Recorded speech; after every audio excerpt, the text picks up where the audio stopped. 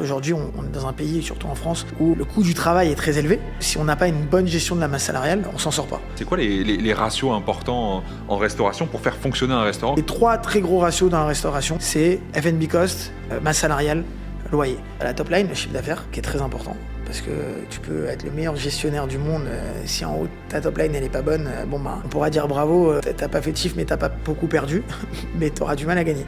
Ensuite, les F&B costs, coût nourriture, coût liquide, qui sont très importants parce que c'est ta matière première et si t'es pas bon là-dessus, tu vas vendre à perte. Ensuite, t'as bien sûr la masse salariale, t'as des restaurants qui peuvent être pleins, mais parce qu'ils ont trop de monde, en cuisine, en salle, à la fin sur le PNL, ils vont avoir un EBITDA négatif. Parce que la maîtrise de la masse salariale, aujourd'hui, on est dans un pays, surtout en France, où le coût du travail est très élevé. Si on n'a pas une bonne gestion de la masse salariale, on s'en sort pas. Je parlais des coûts matières. Un bon coût matière classique dans la restauration, c'est autour de 25%. Nous, on est entre 20 et 25% des établissements. Une bonne masse salariale dans la restauration, c'est autour de 35% du chiffre d'affaires. Quand on fait de la fête et qu'on arrive à vendre de l'alcool et donc du coup aller chercher un ticket moyen plus important avec une masse salariale qui est stable, on est plutôt autour des 30%. T'as bien sûr le loyer, où là, pour le coup, nous on a des gros loyers parce qu'on a des emplacements premium.